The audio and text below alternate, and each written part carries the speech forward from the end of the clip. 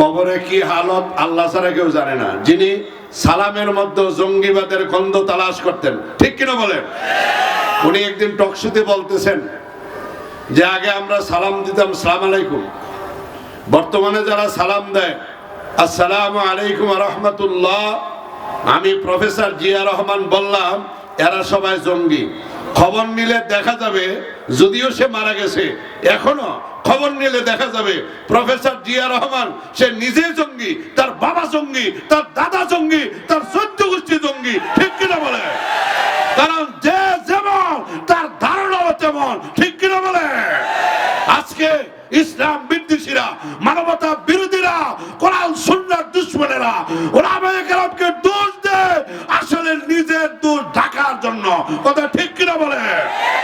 ফরিদপুরে আমার 2 ভাইকে পিটিয়ে হত্যা করা হলো, নিন্দা জানানো হলো না, প্রতিবাদ করা হলো না, আসামিদেরকে গ্রেফতার করা হলো না। আমি বলতে চাই এই দেশটা কি রামবাবুদের দেশ হয়ে গেল নাকি? ঠিক কিনা বলে? এই মুহূর্তে আর ঘরে বসে থাকা যাবে না, সিদ্ধান্ত নিতে হবে, কঠিন সিদ্ধান্ত। কথা ঠিক কিনা বলে? নারে তাকবীর। এক মুফতি আজম বয়ান শেষ করেছেন, এক্ষুনি আবার আরেকজন আসতেছেন। ওনারা জাগলেই আমি মনে করি বাংলাদেশ জাগবে। আসতে কেন জোরে বলেন, ঠিক কিনা? আপনারা যারা শুধু খুলি খুসাখুচি করেন, গুটাগুটি করেন, মাইক পাইলে চরমানের বিরুদ্ধে, মিজানুর রহমান সাইদ সাহেবের বিরুদ্ধে, হক জামাতের বিরুদ্ধে বলেন, দুর্দিন আসলে আবার এদের দিকে তাকিয়ে থাকেন। চরমানাই কিছু বলে না কেন, সাইকে চরমানাই কিছু বলে না কেন, এই মুনাফিকি চরিত্র আপনাদেরকে পাল্টাতে হবে, না হয়তো এই দেশের জনগণ আপনাদের কণ্ঠ চেপে ধরবে। কথা ঠিক কিনা বলে? নিজেরা তো কিছু করতে পারে না, সমালোচনা 1 নাম্বার আছে না নাই? মাইক পেলে মনে করে এই সব কিছু। আল্লাহ এদেরকে হেদায়েত দান করেন। আর জোরে বলেন আমিন।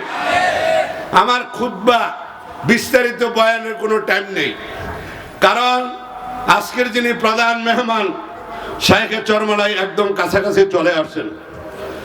কিন্তু আজকের মাহফিলটা যাবৎকালে আমি যত মাহফিলে আসলাম, শুধু একটা মাহফিল ছাড়া এই ভবনের কাজ যখন প্রথম চলতেছিল, আমাদের চর কাদিরার আল্লামা খালেদ সাইফুল্লাহ সাহেব উনিও আসছিলেন। ওই মাহফিলটা ছাড়া আর যত মাহফিলে আসলাম আলহামদুলিল্লাহ উপচে পড়া মানুষের ভিড়, হাজার হাজার হাজার হাজার মানুষ রাস্তাঘাটেও থাকতো। কথা ঠিক কিনা বলেন? কিন্তু আজকে একটু উত্তাপ কম, কারণ গরম ঠিক আছে, গোনার উত্তাপ কমাইয়া দেন, সূর্যের উত্তাপ কমে যাবে। মিজানুর রহমান সাইদ সাহেব আলোচনায় করতেছিলেন, ফাকুলতু আস্তাগফিরু রাব্বাকুম ইন্নাহু কানা গাফফারা ইরসিলিস সামাআ আলাইকুম মিদরারা ওয়া ইউমদিদুকুম বিআমওয়ালি ওয়া বানিনা ওয়া ইয়াজআল লাকুম জান্নাতি ওয়া ইয়াজআল লাকুম আনহারা মা লাকুম লা তারজুনা লিল্লাহি ওয়াকারা। ওয়াকারা বলেন, हकीकत से तू दुनिया बेखबर है, हकीकत से तू दुनिया बेखबर है, दुनिया की नुमाइश पर नजर है। আসল জিনিসের কোনো খবর নাই, নকল জিনিস নিয়ে টানাহেসরা চলতে আছে। কথা ঠিক কিনা বলেন? আমি ইস্তেসকারের নামাজ পড়বো, তার আগে আমি আমার গুনাহ থেকে তওবা করা দরকার। কি কথা বলেন না কেন? মনে হয় যেন ওই জায়গাও কেমন কেমন যেন একটা ভাব। ঠিক আমাকে বলতেছে, আপনি না কুমিল্লা মহানগর ইসলামী আন্দোলনের সভাপতি, নামাজের ব্যবস্থা করেন। আমি যেখানে আল্লামা নুরুল হক সভাপতি শনিবারে নামাজ পড়াইবো, আমার মতো সলিমুদ্দিন কলিমুদ্দিন নামাজের দরকার নেই। ঠিক কথা বলেন না কেন? আমরা ওই নামাজে যাব, মানে আমি আমার নামাজ পড়াই, তোমার দরকারটা কি? যেখানে আল্লামা নুরুল হক সাহেব এত বড় মুহাদ্দিস, বটগ্রাম মাদ্রাসার শাইখুল হাদিস এবং হক্কানি একজন পীর আল্লামা নুরুল হক সাহেব, উনি নামাজ পড়াইবো। আলহামদুলিল্লাহ, একজনের ইমামতিতে আমরা সবাই শরীক হয়ে যাব। কি বলেন? না গেলে আমার নাম কামাই করা দরকার। নাম কামাই করার দরকার সরমনার বিশ্ববজুর কয়ে দিত জেলায় জেলায় খালি ইস্তেসকারার নামাজের আয়োজন করেন, দেখতেন একদিনের 1 ঘন্টার মধ্যে সারা বাংলা 64টা জেলা ইস্তেসকারার নামাজ আদায় হয়ে যেত। কথা ঠিক কিনা বলেন? আমরা চাই যে আমরা তওবা করি, গুনাহ ছাড়ি, নেকের কাজে ঝাঁপিয়ে পড়ি, তাইলে দেখবেন আল্লাহ পাকের রহমতের বৃষ্টি চলে আসবে। গুনাহ না ছাইরা শুধু আনুষ্ঠানিকতা করলেই হবে না। এজন্য আল্লামা মিজানুর রহমান সাইদ সাহেব দামাত বারাকাতুহুম আমাদেরকে সর্বশেষ যে কথাগুলি বলে গেছেন, ওই কথাগুলি আমাদের স্মরণ থাকবে তো ইনশাআল্লাহ? জোরে বলেন থাকবে? আল্লাহ যেন কবুল করে বলেন আমিন। আরে ভাই, মুফতি আজিজুল হক রহমাতুল্লাহ আলাইহি ইলমে মারিফতের খাজানা, পটিয়ার বালুর তলায় শোয়া। আমি প্রায় সময় প্রায় জায়গায় বলি, ওনার মতন ব্যক্তি তাহাজ্জুদের পরে কান্দে, দস্তগিরি কিজিয়ে মেরে খুদা, দস্তগিরি কিজিয়ে মেরে খুদা, তা না হু মাই তেরে সে একদম জুদা। আল্লাহ তুমি আমার মালিক, আমি তোমার গোলাম। আওয়াজ দিয়ে বলেন আমার আপনার মালিক কে? আরো জোরে বলে কে? খালাকাল ইনসান, মানুষ বানিয়েছেন কে? আল্লাহর দরবারে কান্দার বলে আল্লাহ তুমি আমার মালিক, আমি তোমার গোলাম। দুনিয়ার মালিক যেমন গরুর গলা রশি দিয়ে আটকে রাখে, দুনিয়ার মালিক যেমন ছাগলের গলা রশি দিয়ে আটকে রাখে, রশির আরেক মাথা আবার খোঁটা দিয়ে রাখে, গাছের সাথে গিরু দিয়ে রাখে। আপনি যদি বলেন ভাই গরুর অন্যায় কি, অপরাধ কি, খোঁটা দিলেন, রশির আরেক মাথার মধ্যে গলা বাঁধিলেন, কি অন্যায় করেছে, কি অপরাধ করেছে? মালিক বলবে ভাই কোনো অন্যায় নাই, কোনো অপরাধ নাই। এই গরুর মালিক আমি ছাড়িয়ে দিলে হারাইয়া যাইতে পারে, আমার সীমার বাহিরে চলিয়া যাইতে পারে, আমার আয়ত্তের বাহিরে চলিয়া যাইতে পারে। যেন যাইতে না পারে, আমি মালিক হওয়ার কারণে আমি এটা আটকে রাখছি রশি দিয়া। কথা বলেন ঠিক কিনা? মুফতি আজিজুল হক রহমাতুল্লাহ আলাইহি উজানির হুজুর, চরমানার হুজুর, সারসিনার হুজুর, সোনাকান্দার হুজুর, ফুরফুরার হুজুর, জৈনপুরের হুজুর, ফিরজি হুজুর, হাফিজ হুজুর, মুফতি আমির ইসা হুজুর রহমাতুল্লাহ আলাইহি সহ যত আল্লাহওয়ালারা, আল্লামা আহমদ শফি রহমাতুল্লাহ আলাইহি সহ যিনারা বিদায় হয়ে গেছেন, জীবনে পড়িয়া দেখবেন মুস্তাহাবের আমলও কোনোদিন ছাড়ে নাই, সগীরা কোনো ইচ্ছা করিয়া করে নাই। এরপরও আল্লাহর দরবারে কান্দার বেলা আল্লাহ তুমি আমার মালিক, আমি তোমার গোলাম। আল্লাহ তুমি আমার এক কুদ্দুতি পাবে একটা হাতে তৈরি রাখো, যেন একটা মুহূর্তের জন্য তুমি আল্লাহ নামক মালিককে ভুলিয়া না যায়। আল্লাহু আকবার। দস্তগিরে কিজিয়ে মেরে খুদা। হে আল্লাহর বান্দারা, বাহরুল উলুম মাদ্রাসার পক্ষ থেকে ওই মালিকের সাথে জুড়িয়া থাকার জন্য, দুনিয়ার কোনো ব্যবসা বাণিজ্যের জন্য না, মালিকের সাথে সম্পর্ক করার জন্য আজকের এই মাহফিল। আস্তে করে নজরে বলেন ঠিক না ঠিক না? অন্য কোন উদ্দেশ্য আছে?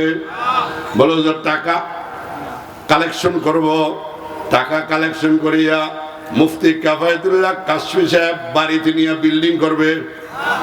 কিছুক্ষণ আগে আমার সাথে কথা হয়েছে, বলতে চায় না, খোসানের পরে বলল এই পর্যন্ত উনি 18 লক্ষ টাকা ঋণ আছে। ওই যে আপনারা অনেকে খেয়াল করছেন, দেওয়াল টানা আছে, উপরে কিছুই নাই, দরজাও নাই, জানালাও নাই। এগুলি করতে গেলে আরো 6 লক্ষ টাকা দরকার। আরো কত দরকার? 6 লাখ।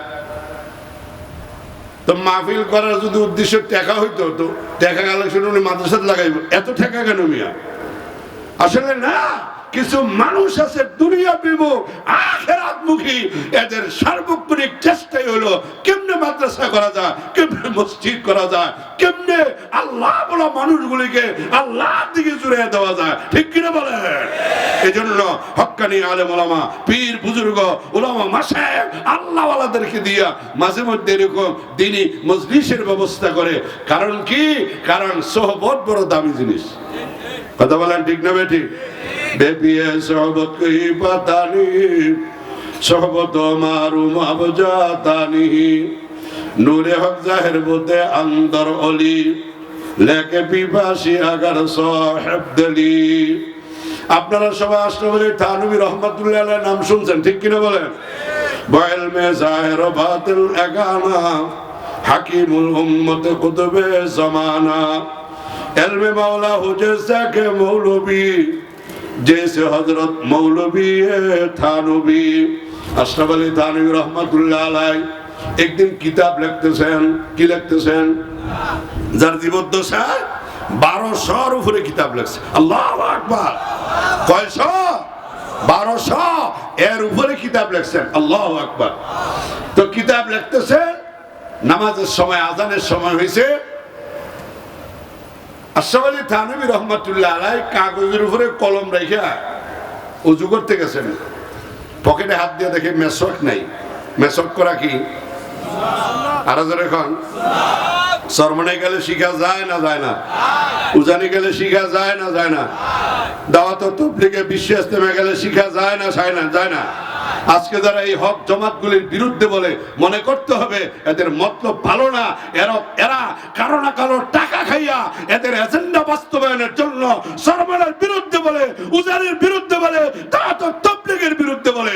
এখন আর বসে থাকার সময় না, এদেরকে ঘাড় ধরে ধরে শায়েস্তা করা দরকার। বেটা বেয়াদব কোথাকার! আরামবাগের বিরুদ্ধে বলো না, রাজারবাগের বিরুদ্ধে বলো না, দেওয়ানবাগের বিরুদ্ধে বলো না, স্বর্ণপাড়ার বিরুদ্ধে বলো না, কুতুববাগের বিরুদ্ধে বলো না। ওই তারপরে চট্টগ্রামের বেদাতি যারা মুরিদদের সেজদা দেয়, ওই সমস্ত বাতিলদের বিরুদ্ধে বলো না, সরমানের বিরুদ্ধে বলো। তাহলে বোঝা গেল আসলে এরা কারো মনে হয় এজেন্ডা বাস্তবায়ন করতে চায়। যারা বলেন ঠিক না? ঠিক। বেপিয়ে সোহবত গই পাতানি, সোহবত মারুম আবজাতানি। মেসওয়াক পকেটে নাই। খাদেমকে ডাক দেবে, এই খাদেম আমার মেসওয়াকটা নিয়ে আসো। খাদেম মেসওয়াক আনার জন্য হুজরায় ঢুকছে। ঢুইকা দেখে হুজুর যে কলম রেখে আসছে, কলম আর বইসা নাই, হুজুরের লেখার সাথে মিলাইয়া অটোমেটিক লেখা চলতেছে। লম্বা ঘটনা। হুজুরের হুজরায় দরবারে হাজার হাজার আলেম আলেমা, মুফতি মুহাদ্দিসের অভাব ছিল না। ঠিক কিনা বলেন? একদিন জিগায়, হুজুর এত বড় কামালিয়ত অর্জন করলেন কি কইরা? তু মুকাম্মাল আজ-জামালে কিস্তি, তু মুজাম্মাল আজ-জামালে কিস্তি। হুজুর এত বড় যোগ্যতা, লিখতে গেলে ঘন্টার পর ঘন্টা লেখেন, বয়ান করতে গেলে আল্লাহ প্রদত্ত কি বয়ান যে আপনি করেন। আল্লাহু আকবার, আল্লাহু আকবার।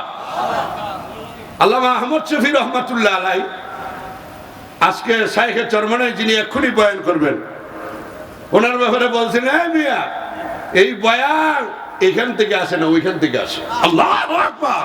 ঠিক কিনা বলে? এখান থেকে না, ওখান থেকে আসে, আল্লাহর কাছ থেকে, আল্লাহর পক্ষ থেকে আসে। আল্লাহ না দিলে এমন কথা বলা সম্ভব? থানভী রহমাতুল্লাহ আলাইহি কি বলে, হুজুর এত বড় যোগ্যতা কিভাবে অর্জন করলেন?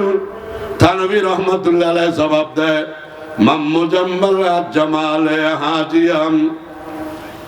এটা আমার কামালিয়ত না, আমার যোগ্যতা না। যেদিন থেকে আমি আমার শায়েখ, আমার পীর, আমার উস্তাদ হাজী আমদাদুল্লাহ মুহাজিরে মক্কির দরবারে গেছি, হুজুরের জুতা সোজা করা শুরু করছি, হুজুরের দেওয়া সবক আদায় করা শুরু করছি। ওই দিন থেকে আল্লাহ তাআলা আমি আশরাফ আলী থানভীর দিলকে আল্লাহ পাক তার আরশ মুখে সোজা করে দিয়েছে। সোহবত দামি না কম দামি?